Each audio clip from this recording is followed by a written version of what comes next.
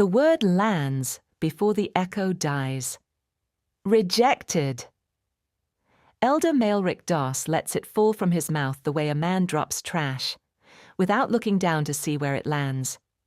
His voice fills every corner of the Velmora Clan hall, bouncing off 30-foot marble walls, threading through crystal chandeliers, pressing down on every silk-covered shoulder in the room.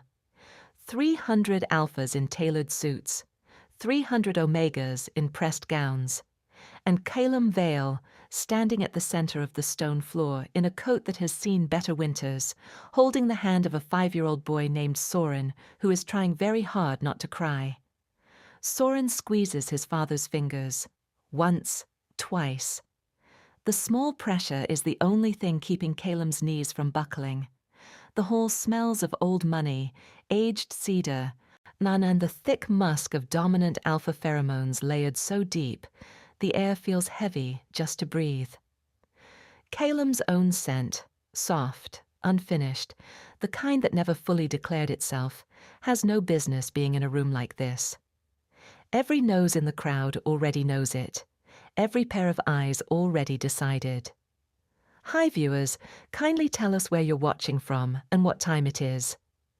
Caelum came here for reinstatement. That was the word he rehearsed for 6 weeks on the subway ride, uptown, in the bathroom mirror, in the whisper he gave Soren before they walked through the brass doors.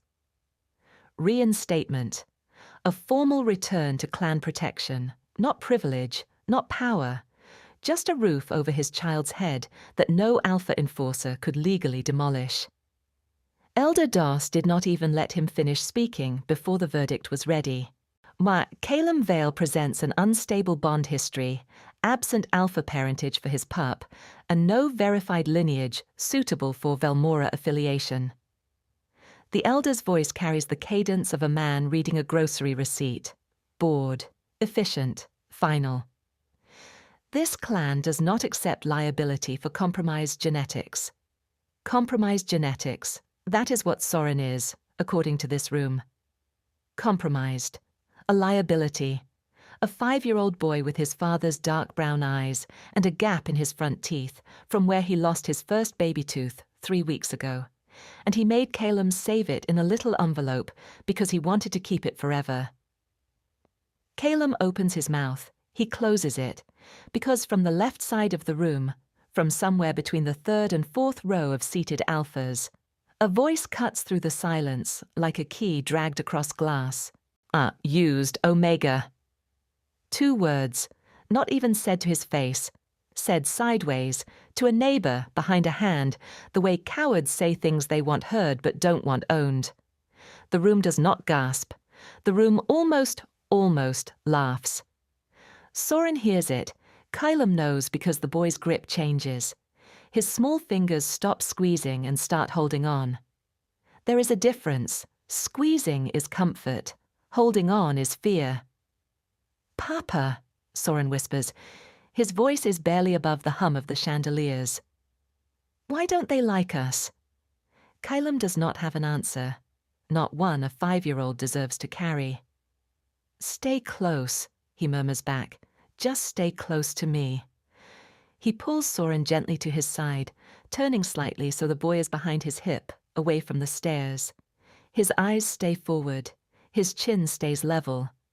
Caelum Vale has survived 5 years of raising a child alone in a city that treats unmated omegas like expired coupons. He will not collapse in this hall. He will not give them that. But then Soren steps back. One small step backward, and his heel catches the raised edge of the marble platform. It happens fast. The stumble, the instinctive reach for balance, the sharp scrape of a small palm against unforgiving stone. Soren does not cry out loud. He makes a sound somewhere between a gasp and a swallowed sob, the sound of a child who has already learned that crying in public costs something. Blood purls up across his palm, bright, small, real. Caelum moves, drops immediately to one knee, reaching for his son. He is not the first one there. The air in the hall shifts before anyone sees her move. It happens the way pressure changes before a storm, Not heard, not seen, just felt in the chest. A scent cuts through the cedar, and alpha musk like a blade pulled clean from cold water. Steel, dark spice. Something ancient and controlled and absolutely certain of itself. Then silence swallows the room whole. Not the polite silence of ceremony. The silence of 300 predators going still because something at the top of the food chain just moved. From the upper staircase, the one Caelum assumed was decorative, cordoned off, background architecture, a figure descends. Slowly. One step at a time. Like she has all the time in the world, and the world knows it. Black tailored coat. Silver-threaded hair catching the chandelier light like wire pulled through frost. Cheekbones that look carved from deliberate intention. Eyes, when they finally land, when they finally focus, like polished onyx with something hot burning underneath. Queen Nyxandra Corvane.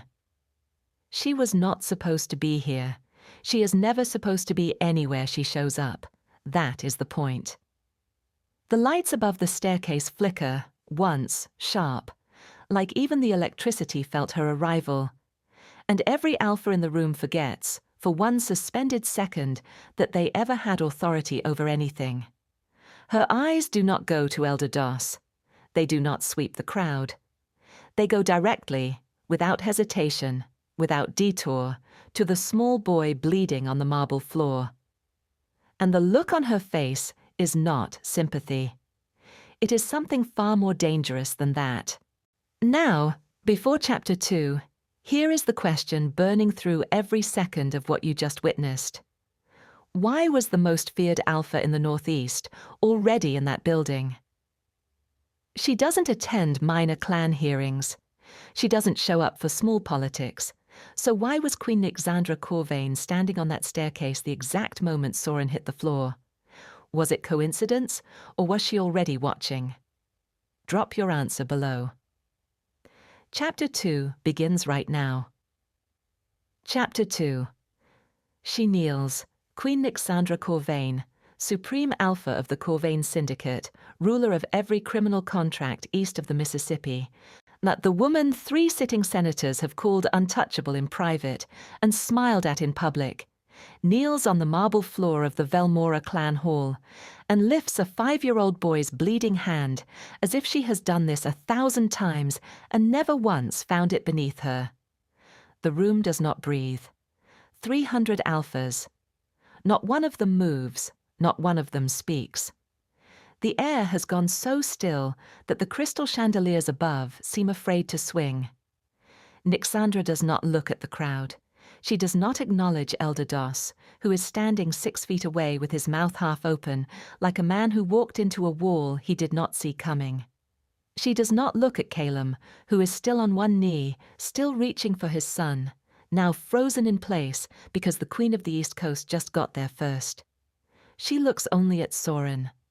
Her gloved hand, black leather, fitted to the knuckle, cradles his small injured palm with a precision that is almost clinical. She turns his hand slightly toward the chandelier light, inspecting the scrape the way a doctor does, or the way a woman does who has seen far worse injuries and never once flinched. Then quietly, so quietly that Caelum only hears it because he is close enough to feel the temperature shift in the air around her, she speaks. "Who let you bleed?" Not directed at Soren exactly. The words are too calm for comfort, too precise for casual concern. She says it the way someone names a crime before they name a sentence. Soren stares at her. His dark brown eyes, wide, unguarded, the eyes of a child who does not yet know he is supposed to fear what the room fears, blink once. His bottom lip quivers, then steadies. And then, without any of the hesitation that even the most powerful alphas in this room would show, he answers her. "I fell," he says. "It was an accident." "I know," she says. "That's not what I asked." A beat. Soren processes this with the serious focus of a child doing math. Then he glances sideways at the room. at the rows of staring faces, the people who laughed, the elder who made his papa's voice go tight and small. And he looks back at her. "Nobody helped," he says simply. The room temperature drops 3 degrees. Elder Doss clears his throat. The sound is loud in the silence, and it is the wrong move, because it pulls her attention. Slowly, deliberately, like a searchlight rotating to fix on a single point. "Your Grace," Doss begins, and his voice has taken on the particular texture of a man choosing his words the way a person picks footing across cracked ice. "This matter concerns internal clan affairs. The Omega in question is not under Corvane jurisdiction. His pup's alpha lineage is unverified.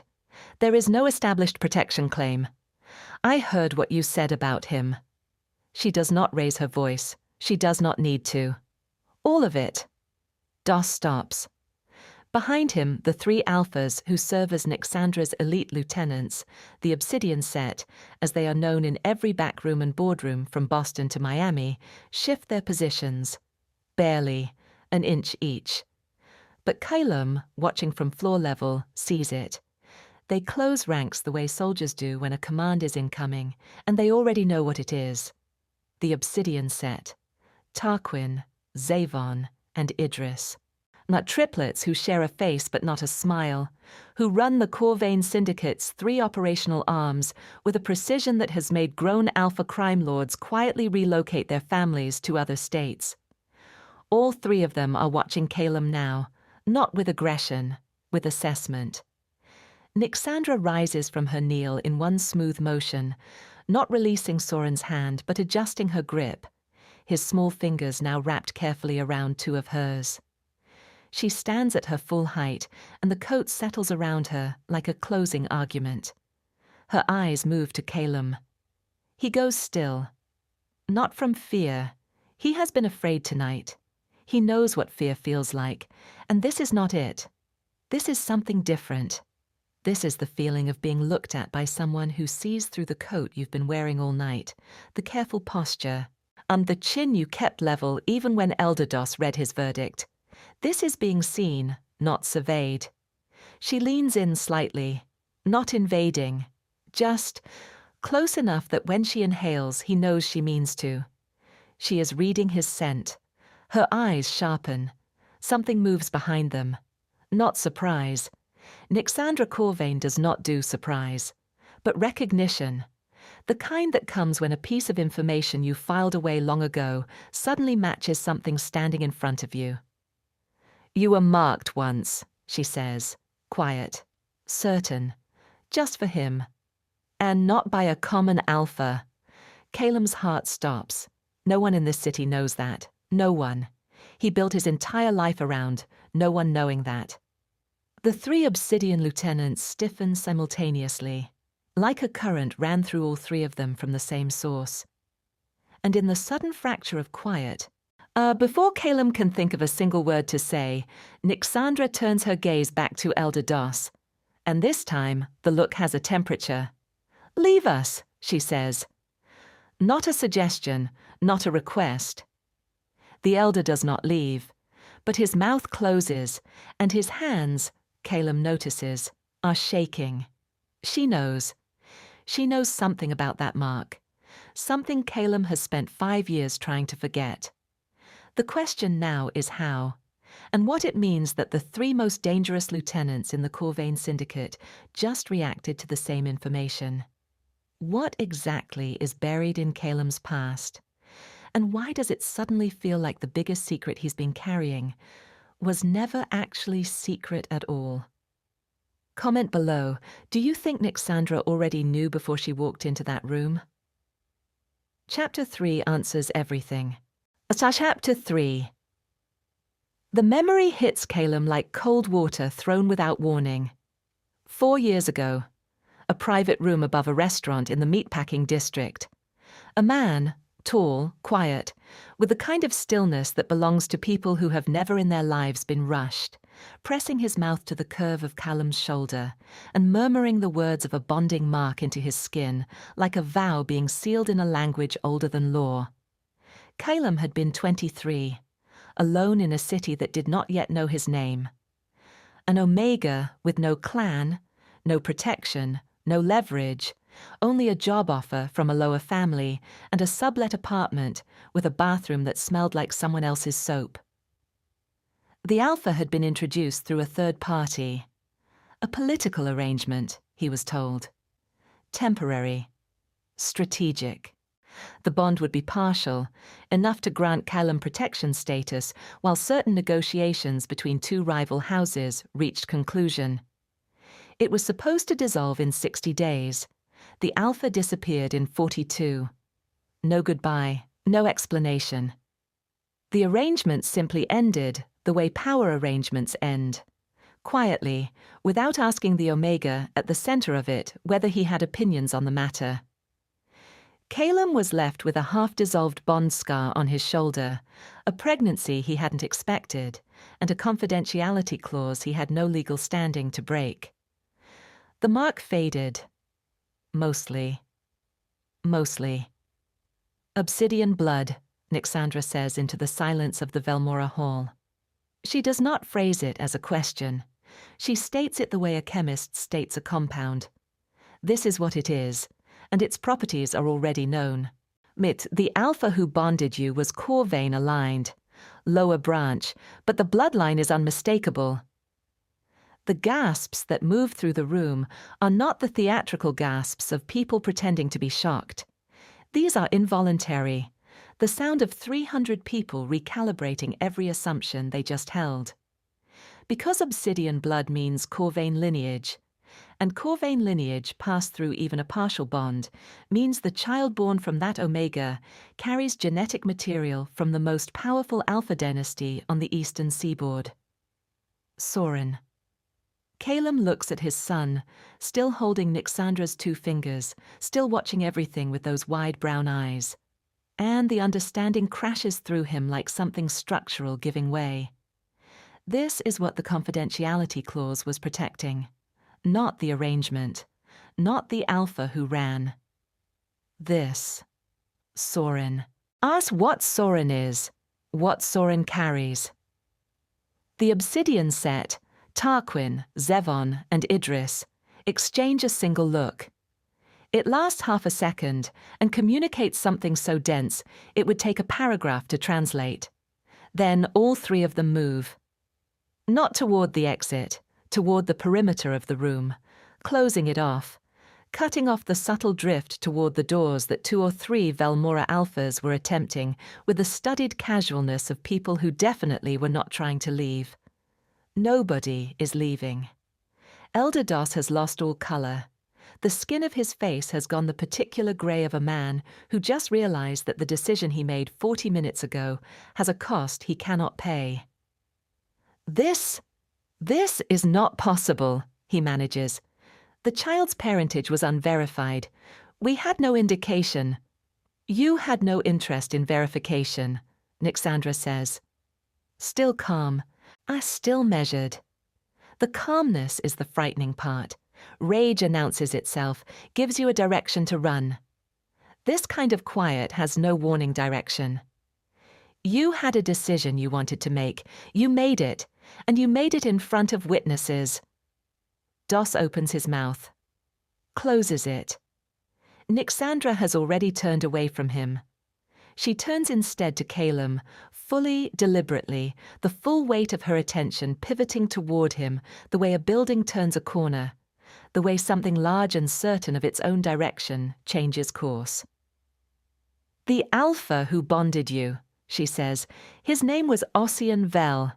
He was a low-branch Corvane operative assigned to a political negotiation that collapsed before it went to table. A pause. He did not dissolve the bond correctly. He reported it as complete. He lied. Caelum stares at her. He knew you were pregnant when he left, she continues. He filed a suppression request. Someone in my organization approved it without my knowledge. That person is no longer employed. Another pause, measured, intentional. Nor anything else. The silence that follows that sentence is absolute. You knew, Caelum says. His voice comes out quieter than he intended. "How long have you known?" "Long enough that I should have moved sooner," she says. And for just one half breath of a second, something crosses her face that does not belong to a Queen Alpha conducting political business. Something that looks, from the right angle, very much like accountability. "I am moving now." She looks at Soren. The boy looks back at her with the trusting, more unafraid attention of a child who processes people on a frequency adults have long since lost access to. And the three Obsidian lieutenants, Tarquin, Zavon, Idris, stiffen all at once. Because what Nyxandra is looking at, what she is calculating behind those onyx eyes, is not a liability. It is a legacy. "He is under Corvane protection," she says. Loud enough now for the entire room. Clear enough that no Velmora recorder or witness can later claim they misheard. If he consents. She looks at Caelum when she says the last three words. Not at the room. At him. 300 alphas just heard the most powerful woman on the East Coast offer protection to a rejected unmarked Omega with a child they all just finished laughing at. The Velmora elders who signed that rejection are now standing in a room with no exit strategy. And Caelum hasn't answered yet. What would you do? If you were standing exactly where he is standing right now, humiliated, exhausted, and the most dangerous alpha in 4 states just asked for your consent. The decision is coming, and it changes everything. Keep watching. Chapter 4. Consent. Caelum turns the word over in his mind, and it feels foreign. Strange. Like a coin from a country he has never visited. He knows what it is, he recognizes the shape of it, but he has not held one in so long he forgot the weight. This room is not built for consent. This room is built for hierarchy, for submission, for mandate, for the kind of decisions that get made on behalf of Omegas, while Omegas are standing right there watching it happen. Elder Dos did not ask Caelum for anything when he read that verdict. Not one person in this hall, before tonight, asked Caelum for anything. Queen Nyxandra Corvane is asking, in this room, in front of these people, in a hall designed to remind Omegas of their place, she is asking. Caelum's internal conflict is not simple. His mind runs the calculation fast, the way a person does when they have spent years surviving on fast calculations. She is powerful, yes. The most powerful alpha in 4 states, yes. But power is not the same thing as safety. And Caelum has been close enough to powerful alphas to know the difference can be the difference between everything. He knows nothing about her intentions. He knows only what the streets say, what the lower families whisper, what the newspapers print in careful language that dances around what she actually does and why. Supreme Alpha, Syndicate ruler, untouchable. Those words are not the same as trustworthy. But then Soren makes the decision for him, not with words, with his body, the way children do, because children have not yet learned to distrust what their instincts tell them. Soren, still holding Nyxandra's 2 fingers, leans sideways until his small shoulder presses against her knee. Just slightly, just enough. The lean of a child who has decided, without any of the data adults require, that this is a safe place. Caelum watches it happen. And something ancient inside him, not submission, not surrender, something older and more specific than either of those things, responds. Recognition. The kind that does not come from thinking. The kind that arrives before thinking gets there. Yes, he says. One word. Quiet. But in the silence of the Velmora Hall, it lands like a door being shut on a room that will never look the same again. The outrage detonates in the crowd before the echo finishes moving. Not shouting, these are clan alphas. They have more dignity than to shout, which means they do something worse. They talk all at once, in the controlled, urgent tones of people who are angry and trying to sound strategic about it. Fragments cut through the air from every direction. jurisdiction and bloodline protocol, and the Velmora Treaty Clause, and this is without precedent, and someone needs to contact the council, and she cannot simply... Nyxandra does not move, does not turn to address any of it.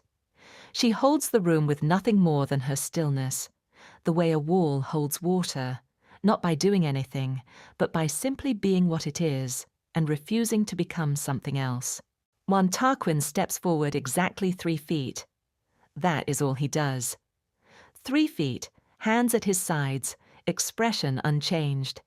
The cluster of voices nearest to him goes quiet immediately. Zevon moves to the left side of the room. Same result.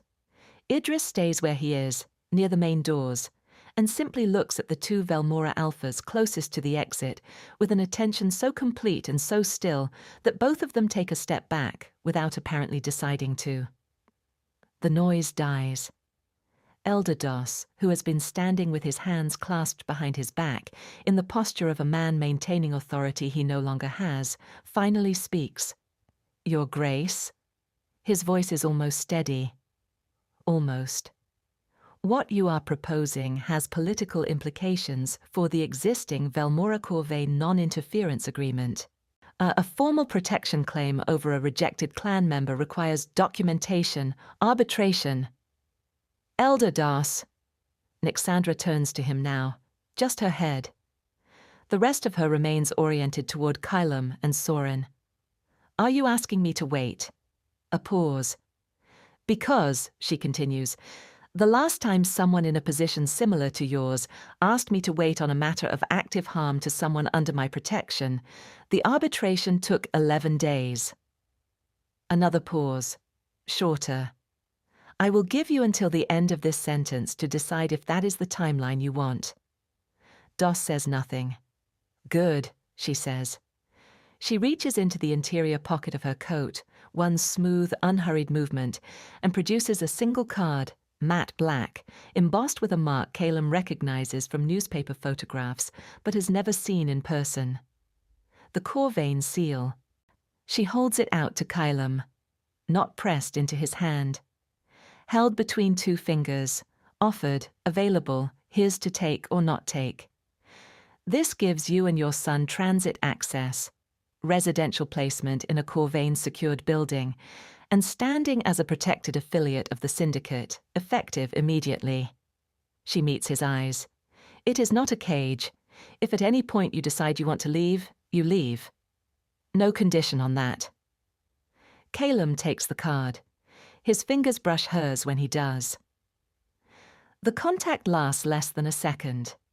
But in the space of that less than a second, something passes between them. Not electricity, not the romance novel spark people describe, but something quieter and more unsettling than that. Something that feels like a lock recognizing a key it did not know it had. From the upper right section of the seated crowd, 3 Velmora loyalists exchange a look. Quick, coded. The kind of look that is not about what just happened, but about what happens next. Caelum does not see it. Nyxandra does. Her eyes move there for exactly half a second. She says nothing, but the corner of her mouth shifts. Not quite a smile, not quite a warning. Something between those 2 things that has no exact word for it. She begins to turn toward the exit, one hand resting lightly on Soren's shoulder to guide him. And then, from somewhere above, from the balcony level that runs the length of the hall, there is a sound. A single sharp mechanical click.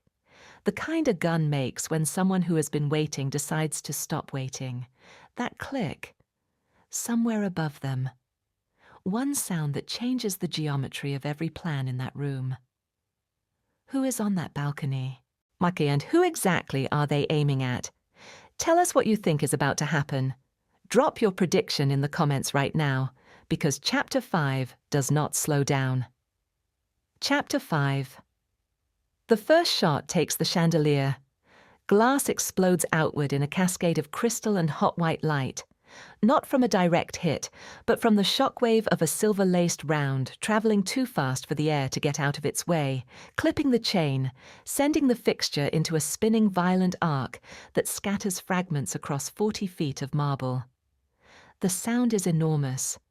A concussive crack followed immediately by the screaming pitch of crystal shattering, and then the chaos underneath it.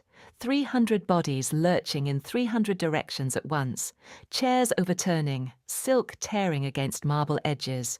And voices dissolving into one collective human sound that is just sound, just fear, just the animal underneath the tailored suit, remembering what it is. Nyxandra moves before the glass finishes falling. She does not run. Running is for people calculating distance. She moves with the deliberate urgency of someone who has already calculated it, pulling Soren down and in, dropping her body low, turning so that her back faces the balcony and her frame covers the child entirely. The coat fans out around her like a shield that happens to be made of fabric. Tarquin is already moving toward the balcony stairs. Zevon has drawn, a matte black weapon that catches no light, designed not to be seen before it is used.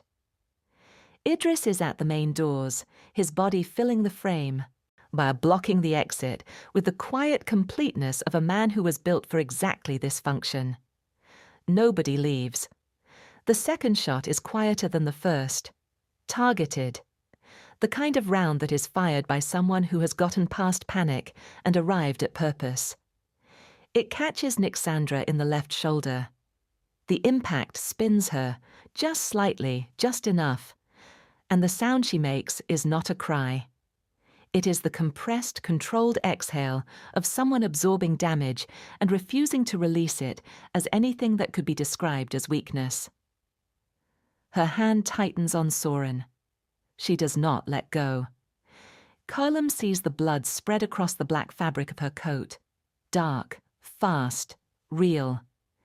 He sees the trajectory, where the shooter must be positioned, the angle, the vector, the next round will travel if fired from the same spot. He is not a soldier. No, he has never held a weapon in his life. He is a bookkeeper who takes the long way home and checks the weather 3 times before leaving the apartment. But he sees it. The third shot is aimed at Soren. Caelum moves. There is no calculation, no decision. No moment of courage where he weighs risk against outcome and chooses bravery like a person selecting something from a menu. It happens below the level of thought, the way breathing happens, the way a hand pulls back from heat, the way a parent moves. His body simply rotates, interposes, fills the space between his child and the path of incoming harm. The bullet strikes him in the left side, just below the ribs. The pain arrives a half-second after the impact, not as pain, not at first, but as a pressure so enormous it takes his breath before it takes anything else. He hits the marble on his knees. One hand goes out to catch himself. The marble is cold under his palm. He can feel the grain of it, the slight roughness where 2 slabs meet, a detail so specific and small that it feels like the kind of thing the brain files, because it needs to file something while the rest of it catches up to what just happened. Soren screams, not the suppressed, swallowed sound from before. This one is full and terrible and comes from the deepest register a 5-year-old has, the sound of a child discovering that fear has levels. "Papa!" "Don't!" Caelum's voice comes out wrong, too thin. He tries again. "Don't look. Soren, look at me. Only at me." Soren drops to his knees beside his father. His uninjured hand, the one that isn't scraped, presses against Caelum's coat with the flat-palmed pressure of a child trying to help without knowing how. Above them, on the balcony, a sound, brief, violent, then silent. Tarquin has reached the shooter. The timeline from first shot to silence is 43 seconds. 43 seconds. A chandelier destroyed. A queen shot. An omega down. And one small boy with blood on both hands now. His own from the fall. His father's from something he is not old enough to name. Nyxandra's control fractures. It happens visibly, a crack running through every line of her composure, the way ice sounds before it breaks, that quiet warning everyone hears and no one is fast enough to respond to. Her head turns toward Caelum, not strategically, not as a queen assessing a situation. The way a person turns when something they did not know they were allowed to care about is suddenly bleeding on the floor in front of them. She crosses the distance in 3 steps, kneels. Her shot shoulder makes the movement cost something. A tightness around her eyes, a controlled clench of jaw. But she kneels and her hands find Caelum's coat and press without hesitation. "Do not leave me," she says. The word choice is wrong for the situation. She should say stay awake. She should say medic, which Zevon is already calling into an earpiece. She should say something tactical and measured that a Queen Alpha says in a crisis. She says, "Do not leave me." Ordered, but her voice cracks on the last word. Just barely. Just enough that every person close enough to hear it will be thinking about it for the rest of their lives. Because a Queen Alpha who has never in her public life shown anything resembling desperation just showed it. In front of witnesses. Over an Omega she met 11 minutes ago. Caelum looks up at her. The ceiling above her head is chaos, smoke from the gunfire, swinging broken chain, a gap where the chandelier used to be. But her face, this close, is absolutely still, the eye of it, the center. "Soren," he manages. His voice is thin but present. "Is Soren—" "He's here." She shifts slightly so Soren can press forward, so the boy can lay his head against his father's chest and hear the heartbeat for himself. "I have him. I have both of you." Caelum closes his eyes. From the main doors, Idris speaks into his radio. "Medical secured. Building locked. Velmora loyalists detained." A pause. "Shooter neutralized. The round was silver-laced. Custom order. This was planned before tonight." The words hang in the air of the wrecked hall. Planned before tonight. This was not a spontaneous act of outrage. Someone organized this. Someone knew the Queen would be here, knew Caelum would be here, loaded silver rounds, and waited on that balcony for the exact right moment. This was not about Caelum. This was about what Soren is. And someone, somewhere beyond these walls, has known about it long enough to plan an assassination around it. Nyxandra does not look up at Idris when he delivers the report. She stays where she is, hands pressed to Caelum's side, blood on her gloves now, shot shoulder bleeding into her own coat. And her eyes stay on the man in front of her.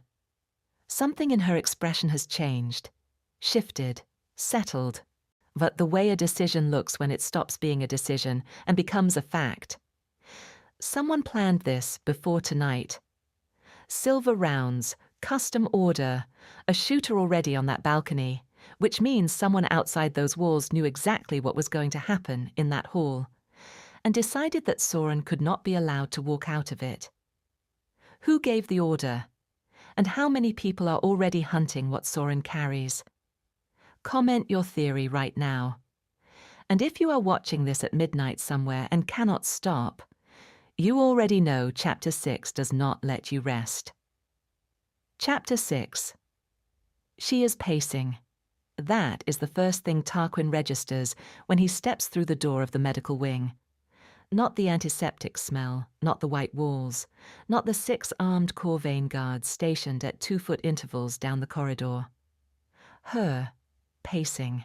The Queen Nyxandra Corvane, who has stood perfectly still through boardroom standoffs, through contract disputes that ended careers, through the kind of silences that precede declarations of war, pacing, back and forth across 12 feet of polished floor.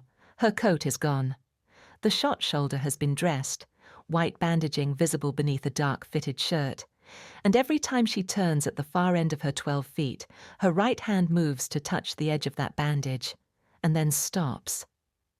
Pulls back. like she keeps forgetting she is injured, and the reminder irritates her. Zevon stands near the wall with his arms crossed, and the expression of a man who has been watching this for 40 minutes and has made peace with the fact that saying anything would be the wrong move. Idris is on the phone. He has been on the phone since the ambulance. His voice is low and continuous, and each sentence ends the same way, with a finality that does not invite response. Through the interior window, Caelum is visible on the hospital bed. Monitors, tubes. The particular stillness of someone under sedation that looks, from the wrong angle, like something much worse. Soren is curled in the chair beside the bed. His small body is turned toward his father, both arms wrapped around his own knees, head resting on the chair arm. He has not left that chair in 4 hours. A nurse offered him food twice. He took the juice box and nothing else. His injured palm has been cleaned and wrapped. He is asleep now, finally barely, and even in sleep his body faces his father. Nyxandra stops pacing. She stops at the window and stands with both hands braced against the frame, looking in. Her face in the glass reflection, the part of her expression visible to Tarquin from his angle, is doing something it does not do in public. It is unguarded, raw in the specific way that exhaustion makes people raw, when they are too tired to maintain the architecture of composure, and the real thing underneath shows through.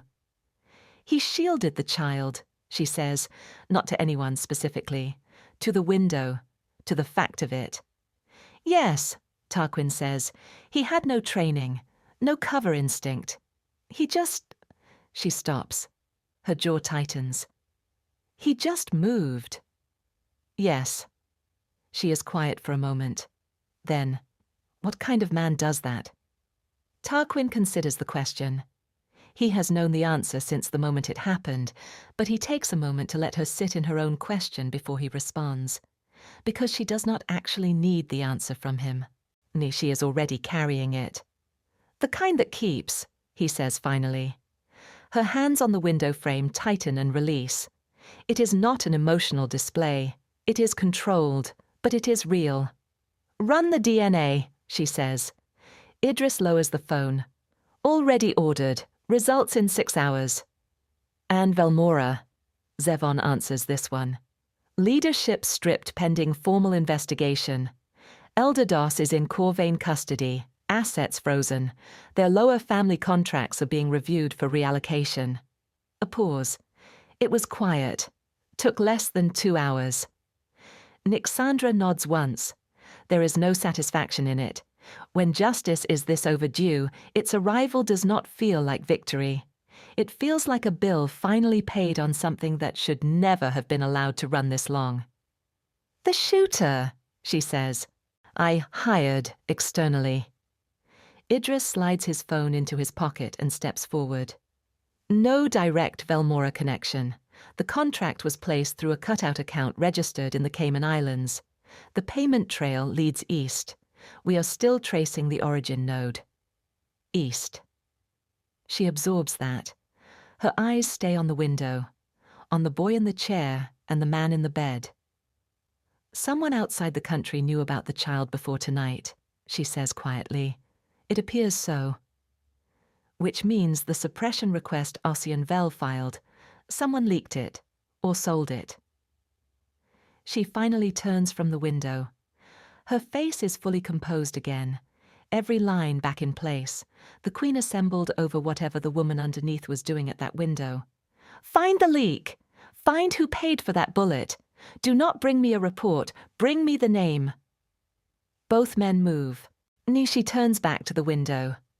Inside the room, a monitor beeps its steady rhythm.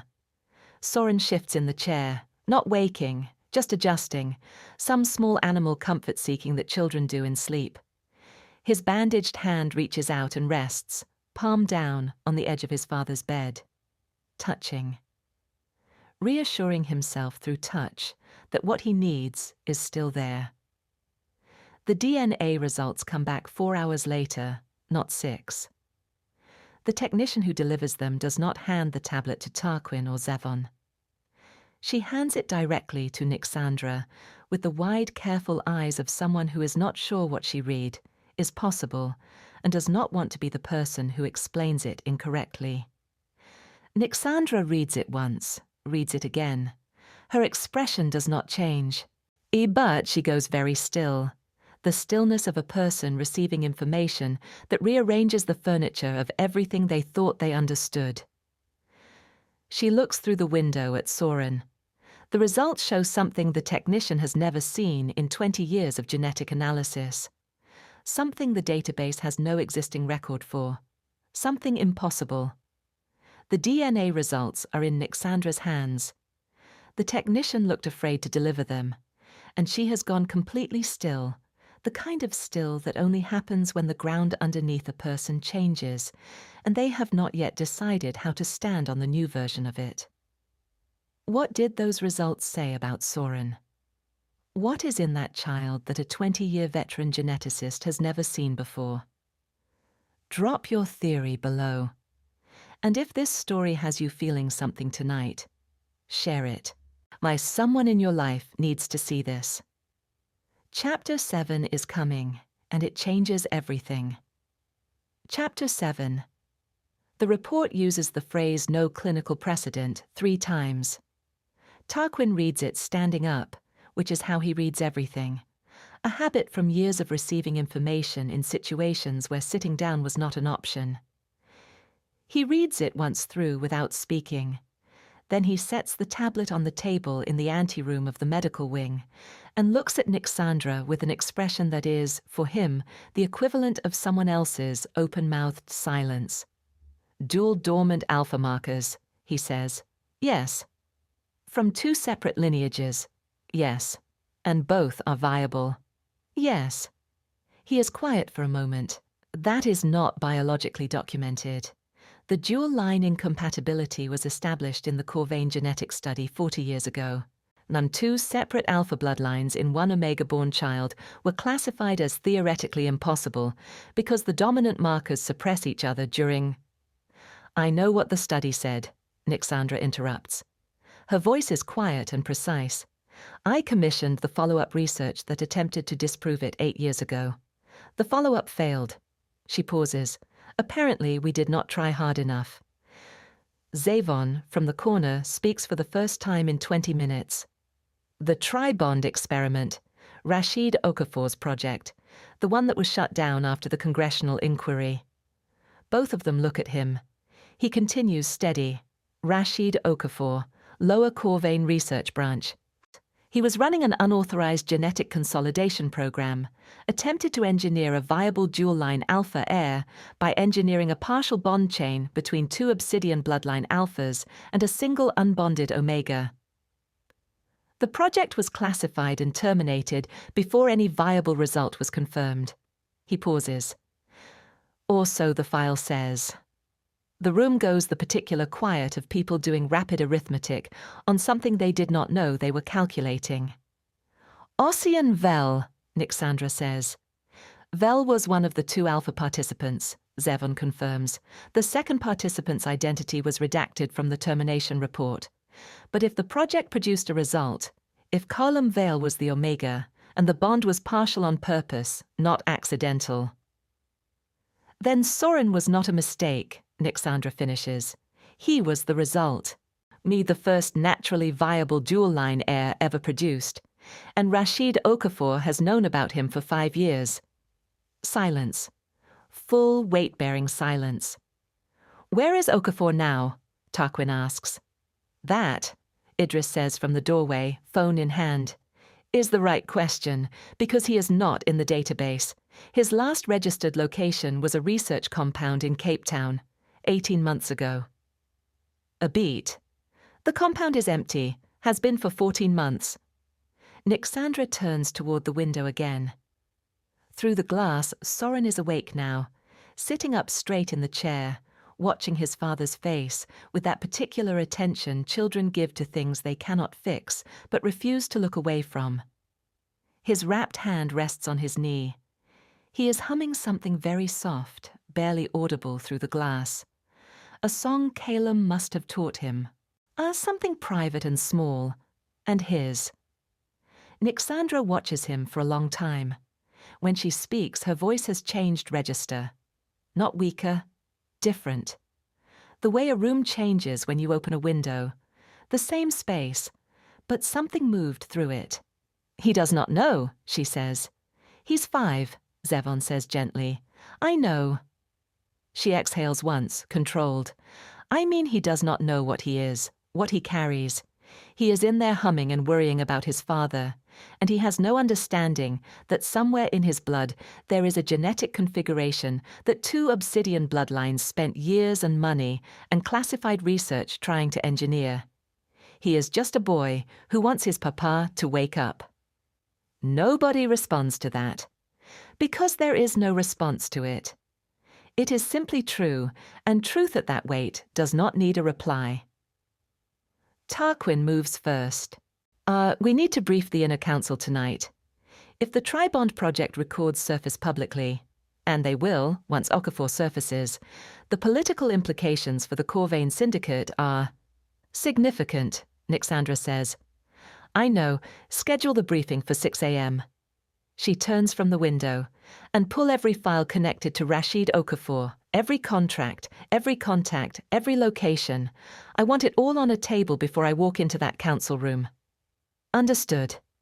The 3 of them begin moving, the efficient, coordinated movement of people who have worked together long enough to split tasks without being told. Nyxandra stays at the window a beat longer. Inside, Soren has stopped humming. He is looking directly at the window now, at the glass, through the glass, with those dark brown eyes that see too much for someone his age. He cannot see her from that angle. The lighting does not allow it. But he is looking at the exact spot where she is standing, as if he knows. Then, very clearly in the silence, Idris's phone buzzes. He looks at the screen. His expression, which has been composed through everything tonight, changes. What? Nyxandra says. Idris turns the screen so she can see it. An encrypted message. The sender's address is a routing code she recognizes. An old Obsidian bloodline registry. One that the Corvane Syndicate classified as dormant 11 years ago. The message is 3 words. 3 words only. Across the Atlantic, an old Obsidian bloodline has just acknowledged that the heir exists, and they have known his name for longer than tonight. A dormant bloodline that was supposed to be gone. Classified, sealed. I've finished. Just sent a 3-word encrypted message the moment the DNA results were processed. They know, they have been watching, and they have known Soren's name longer than anyone in that medical wing realized. Who are they? What do those 3 words say? And how long have they been waiting for Soren to be found? If this story is keeping you up tonight, you are exactly where you are supposed to be. Share this with someone who needs to hear a story about what happens when the world underestimates the wrong person. Chapter 8, The Public Claim, is next. Chapter 8. Caelum wakes to the smell of coffee he did not make. It is sitting on the table beside the hospital bed, in a real ceramic mug, not the paper kind. Dark roast, exactly the temperature of something that was poured 8 minutes ago and has been waiting. He stares at it for 3 full seconds before his body catches up to consciousness and memory arrives. The hall, the chandelier, the bullet. Soren.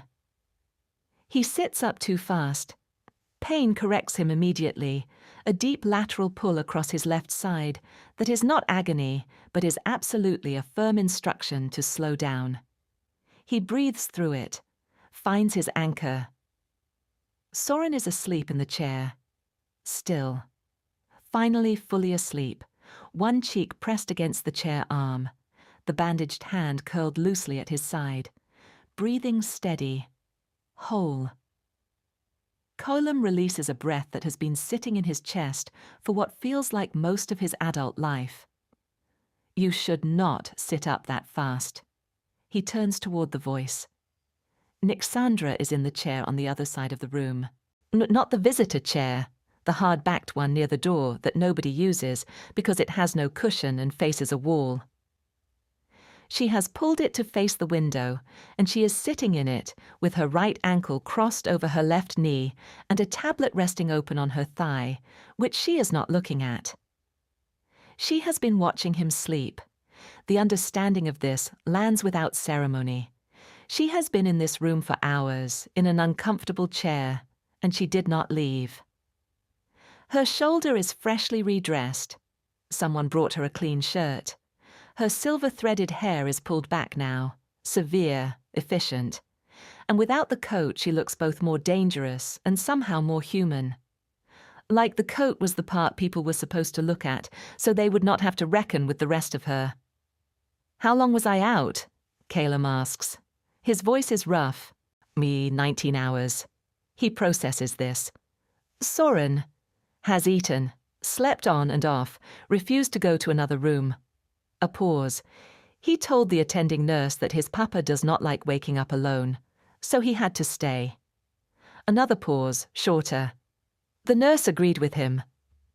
Caelum looks at his son. The tight thing in his chest does not ease exactly. It shifts, makes room for something else alongside it. "The inner council convenes in 2 hours, Nyxandra says. Her voice is even, informational. "I will be presenting formal documentation of the Corvane protection claim. I want you present, both of you." She meets his eyes when he looks at her. "If you are willing." "You keep asking," he says. "I intend to keep asking," she says back. He is quiet for a moment, then, "What does a formal claim mean? For us, like in plain terms." "It means the Syndicate is on record as your protection entity. No Alpha, no clan, no external party can pursue legal or physical claim over you or your son without going through me first." She lets that settle. "It also means certain obligations for me, publicly acknowledged, recorded." A beat. "It is not a small thing. Is it a safe thing?" "Safer than what you had yesterday," she says. "Not without risk. There are parties who will treat it as provocation." She does not look away from him. "I will not pretend otherwise. You deserve the actual truth of what this means before you walk into that room." He looks at her for a long moment, at the bandaged shoulder, at the chair she chose, the uncomfortable one, the one she pulled to face the window so she could watch the door and the room and him all at once.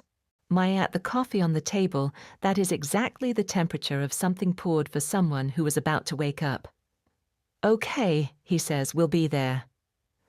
The inner council of the Corvane Syndicate assembles at 6 a.m. in a room that was built to be the last word in any conversation that happens inside it. Dark mahogany table, 18 chairs, portraits on the walls of every Supreme Alpha who has held this seat going back 4 generations. The room smells of authority, the way old libraries smell of books. Absorbed, permanent, structural. 22 ranking alphas, every operational division represented. Caelum stands at the far end of the table in borrowed clothes, clean, fitted, someone planned this, with Soren beside him, one small hand in his.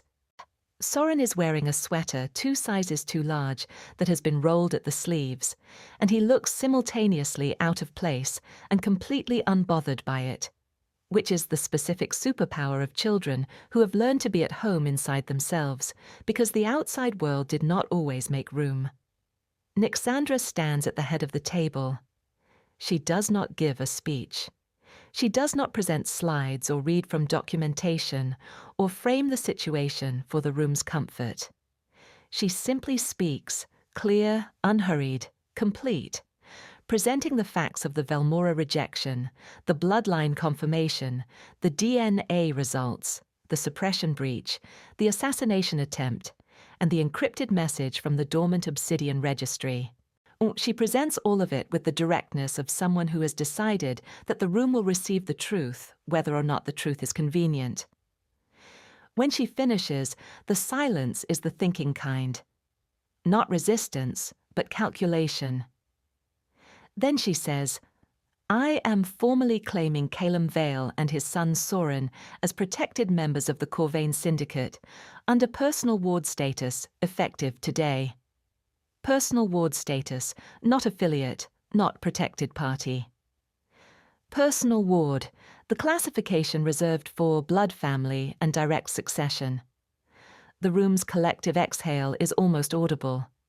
One lieutenant, Amara D. Shields, who runs the Eastern Contracts Division and has never in Tarquin's memory been anything other than completely direct, raises her hand. With respect, Your Grace, the encrypted message from the dormant registry. The personal ward status.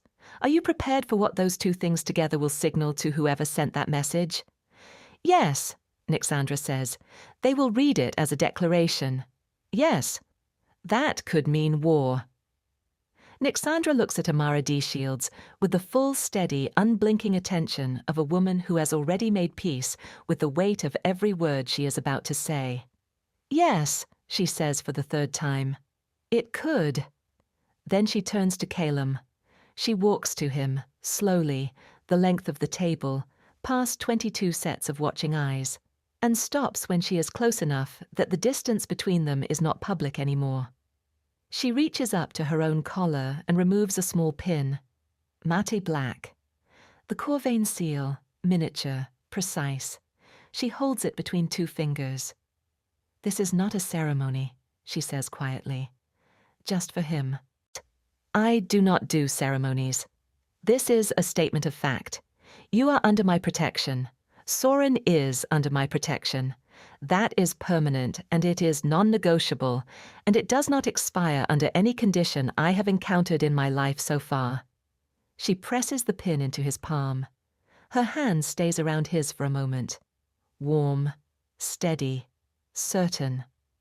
Soren looks up at her with his gap-toothed, wide-eyed attention and asks the question that only children are fearless enough to ask out loud in front of 22 assembled Alpha lieutenants. Does this mean you're staying?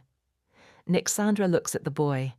Something moves through her face, fast, unplanned, the kind of expression that arrives before a person can decide whether to show it. I do not abandon what is mine, she says. And in the silence that follows, Amara D. Shields quietly sets down her pen. But because some statements do not require a response, they only require witnesses. She said it out loud, in front of the full council, personal ward status, the Corvane seal in his hand, and a dormant bloodline across an ocean just received every word of it. The question now is not whether war is possible. The question is how far away it already is. If you have made it this far, and this story is sitting with you tonight, share it, tell someone.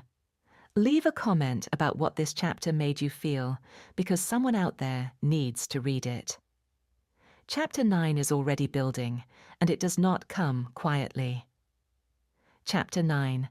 The envelope arrives at 6:47 in the morning. Not through the Syndicate's secure digital channels. Not through the diplomatic courier system that the Corvane's Eastern contacts use. Through the front desk of the residential building where Caelum and Soren were placed 2 days ago, handed to the morning receptionist by a delivery driver whose face does not match any registered courier database, and whose vehicle disappeared from the street-level cameras exactly 4 seconds after he pulled away from the curb. The envelope is addressed to Caelum Vale, not to the Corvane Syndicate, not to Nyxandra, not to the building's security contact. To him, by name. At an address that was not shared beyond 6 people inside the Syndicate. Tarquin has it on Nyxandra's desk within 11 minutes of the receptionist flagging it. He does not open it. He stands beside her desk while she reads the threat assessment report from the courier tracking team, and he waits. She opens the envelope herself. Inside, a single card, thick stock, as the kind of material that costs more than paper has any business costing. On it, in clean black print, no letterhead, no signature, no flourish of any kind, we are coming for the air. 5 words. 5 words that carry the specific weight of a statement made by people who are not making a threat. They are making a schedule. Nyxandra reads it twice, sets it down on the desk face up, looks at Tarquin. They know the residential location, she says. Yes. Which means the leak inside the syndicate is still active. Yes. She is quiet for exactly 4 seconds. Move them, today, and run a full internal audit on everyone with access to the residential placement files. Everyone. No exceptions by rank. Understood. And pull the council. I want a strategic briefing by 9. The foreign Obsidian faction is not waiting on diplomacy. Neither are we. 2 floors up, Caelum is making breakfast. This is the thing about Caelum Vale, that the strategic planning sessions and the genetic reports and the encrypted messages do not account for. He makes breakfast. Every morning, regardless of what the night before contained, he gets up before Soren, moves to whatever kitchen is available, and makes something. Not elaborate, eggs, toast, fruit if there is any, but present, consistent. Because Soren wakes up expecting breakfast, and Caelum decided years ago that the one thing his son would always be able to count on is that his father would be standing at a stove when he opened his eyes. Soren comes out of the bedroom at 7:12 in socked feet, sweater still the borrowed oversized one from the hospital, hair going in 4 directions. He climbs onto the kitchen stool. He watches his father cook. "Papa," he says. "Yeah. Is the Queen coming today?" Caelum turns the eggs. "I don't know, Bud. She has work." Soren considers this with the gravity of someone working through a philosophical position. "Her work is us," he says finally. "She said so. She said we are hers." Caelum sets the spatula down and looks at his son, at the gap in his teeth, at the bandaged hand resting on the counter, at the complete, uncomplicated certainty on his face, the certainty that belongs to children who have decided to trust something and have not yet been given a reason to revise it. "Yeah," Caelum says quietly. "She did say that." He does not tell Soren about the envelope. He will not tell Soren about the envelope. That information belongs to adults who carry it so that children do not have to. But his hand, when he goes back to the pan, is not entirely steady. Because he understands, with the clear-eyed understanding of a man who has been underestimated long enough to develop an excellent sense for when something real is happening, that the envelope was not sent to the Syndicate. It was not sent to Nyxandra, who has the power to respond to it in ways that would make its senders reconsider. It was sent to him, to remind him that they know who he is, that Nyxandra's protection is not, from their perspective, relevant, that whatever Soren carries, whatever the DNA results confirmed, whatever the political weight of the personal ward status, those things are, in the eyes of whoever sent that card, secondary. Secondary to the fact that Soren can be reached through his father. At 9:15, the Strategic Council convenes. Mia Maradishield spreads the reconnaissance data across the table, satellite imagery, intercepted communications translated from 3 languages, financial transfer records traced to shell companies in 6 countries. The foreign Obsidian faction has been mobilizing for 11 months, not since the DNA results, not since last night's council session. 11 months. "They knew about Soren before we did," Tarquin says. "They knew before the Velmora hearing," Idris confirms. "The Velmora rejection may not have been organic. Someone may have pushed the clan toward denying Caelum's reinstatement application, to force him into a public venue where Soren's lineage could be confirmed in front of witnesses." The implication rolls through the room like something physical. "They needed the confirmation public," Nyxandra says. Her voice is level. "So that when they move to claim him, there is a documented legal basis. A verified heir, publicly confirmed, publicly claimed, gives them standing in Obsidian succession law." "Can they claim him against your ward status?" Amara asks. "They will try," Nyxandra says. "Whether they can is a different answer." She looks at the satellite imagery spread across the table. The positions marked in red, the movement patterns, the estimated timeline of mobilization. They are not weeks away, they are days. Soren, 2 floors up, finishes his eggs. Then he does something he has started doing in the past 24 hours. Something small, something Caelum has been watching with the careful attention of a parent cataloguing change. He straightens in his stool, lifts his chin. Looks toward the window, the way someone looks at a horizon they have decided to face instead of avoid. He is 5 years old, and something in him, some inherited current moving through the dual-line blood he does not know he carries, is waking up. They are days away. The card was addressed to Caelum, not Nyxandra. They know exactly how to reach him, and they are counting on it. And Soren, who does not know any of this, is sitting at a kitchen counter with eggs and borrowed socks, looking at the horizon like something inside him already knows what's coming. What happens when they arrive? What does Nyxandra do when someone tries to take what she has claimed? The final chapter answers that. Subscribe to this channel and turn on the notification bell right now so you never miss a story like this one. Stories that make you feel something, or stories that make you think, stories worth sharing. Drop a comment and tell us, has someone in your life ever stood up for you the way Nyxandra stood up for Caelum? Chapter 10 is the conclusion, and it does not hold back. Chapter 10. The ocean view from the 42nd floor does not look like a battlefield. That is the thing about this kind of war.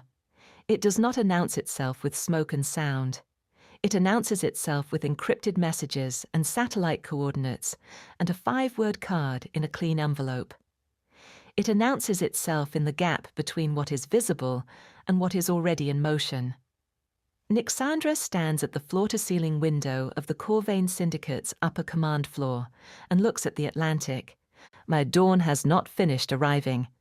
The sky at the horizon line is still the particular indigo of night, holding on past its welcome. The water below dark and wide, and absolutely indifferent to everything that happens on its surface. She has not slept. She is dressed, fully, precisely, coat on, the Corvane seal at her collar. And she is holding a coffee mug in both hands, with the focused attention of someone who is using the warmth of it as a grounding point, while the rest of her mind runs at full operational speed. Tarquin enters without knocking. They have long passed the point of knocking. Eastern maritime surveillance confirms movement. 2 private vessels. Flagged to a Lisbon registry that cross-references to the Obsidian dormant family account. He stops beside her. They are 22 hours out at current speed. 22 hours. Our response positioning? She asks. 4 Corvane vessels already en route to intercept at international boundary. Legal challenge documentation filed with the Syndicate Oversight Council at 3 a.m. If they attempt to dock on U.S. territorial waters, we have the injunction ready. And if they don't care about injunctions? Then we have the 4 vessels, Tarquin says simply. She nods, still looking at the water. Soren? Moved to the secondary secure facility at 2 a.m. He slept through the transfer. Caelum is with him. She exhales once. Good. Then she does something that Tarquin has seen her do in various forms over the years.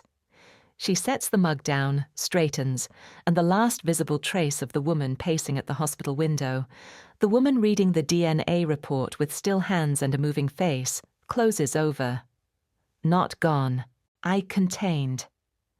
The way a furnace contains fire. It is still burning, still real, still generating everything it generates, but the outside is organized and sealed and built for function. Have Amara coordinate the legal challenge timeline with our Brussels contact. I want every Obsidian succession law argument mapped and refuted before those vessels hit international boundary. She moves from the window toward the operations table. And I want a direct communication channel open to their leadership, not through intermediaries. Direct. You want to speak to them yourself?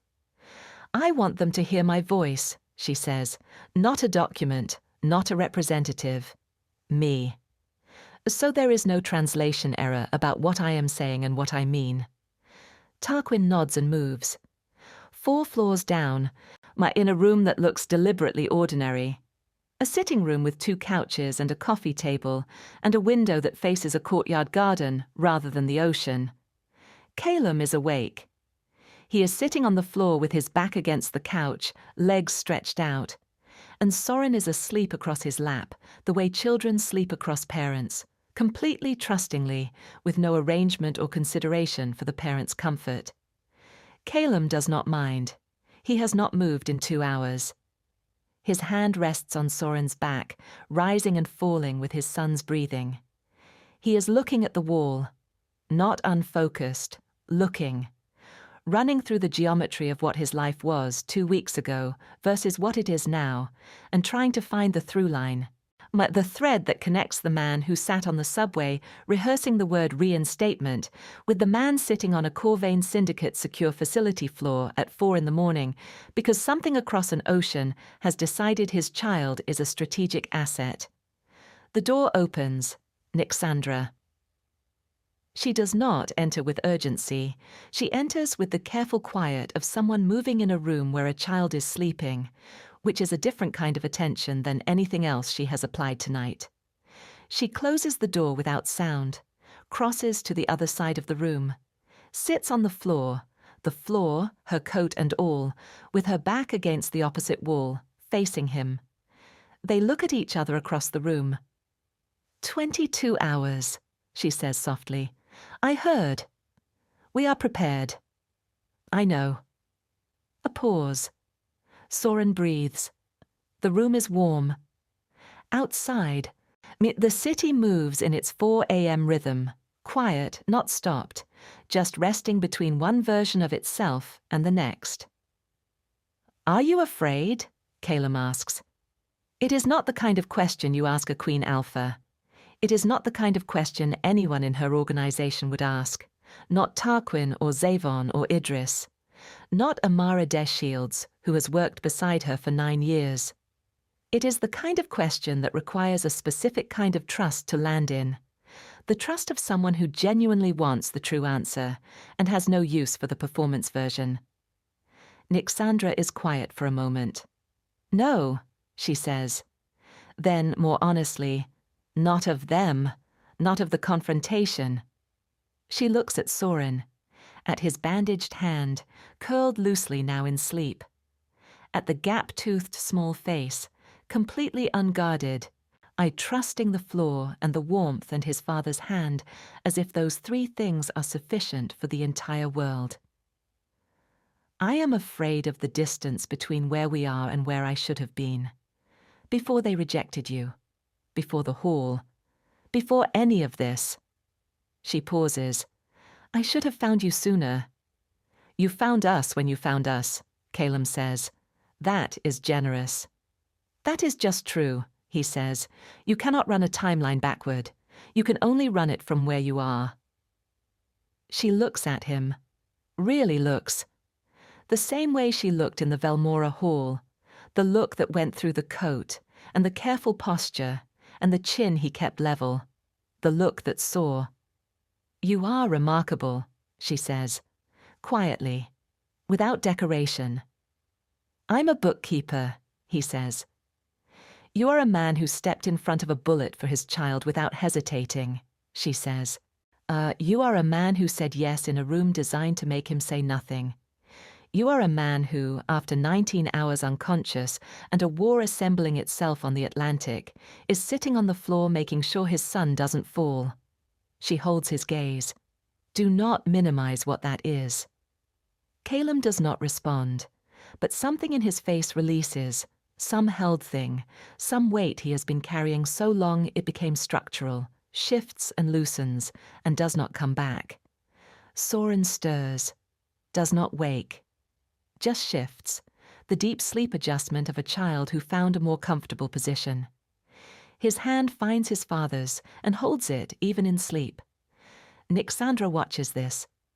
Then she says, to the room, to the window, to the ocean she cannot see from here, but knows is there. They think they can claim what is mine. A pause, not dramatic, not performed. The pause of a person who has already finished calculating and is now simply stating the conclusion. Let them try. The words land in the room and settle, not as a threat, as a fact. The kind of fact that does not need volume or ceremony. The kind that is simply what it is and remains what it is, regardless of who is listening.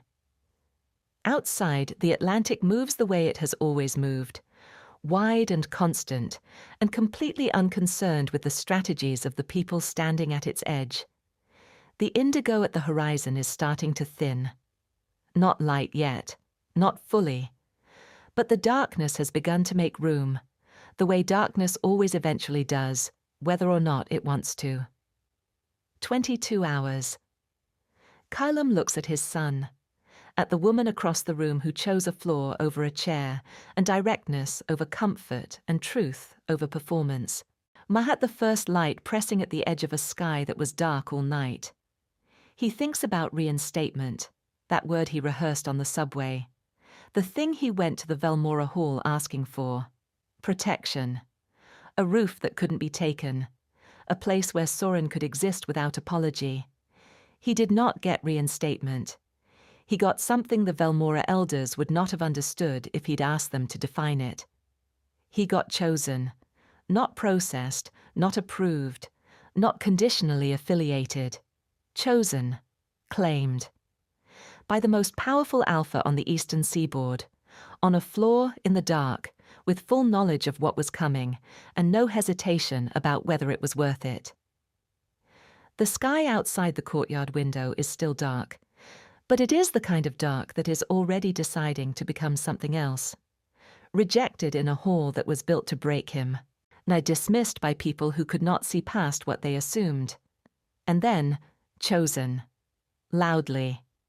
By someone who saw the truth of what he was before he remembered it himself. That is the end of this chapter. But it is not the end of the story. The war is 22 hours out. Soren does not yet know what he carries. And Nyxandra Corvane has just told the Atlantic that she does not share. If this story moved something in you tonight, if it made you feel seen or strong, or reminded you of someone who fought for you when the room decided to look the other way, please share it. Right now. With someone who needs it. Leave a comment telling us what this story meant to you, and let your words inspire someone else who may be sitting exactly where Caelum was sitting at the beginning of all this. Subscribe to this channel and turn on your notifications. Every story we tell is built for people who have been underestimated. Every chapter is for the person the room forgot to count. You found this for a reason. Do not miss what comes next.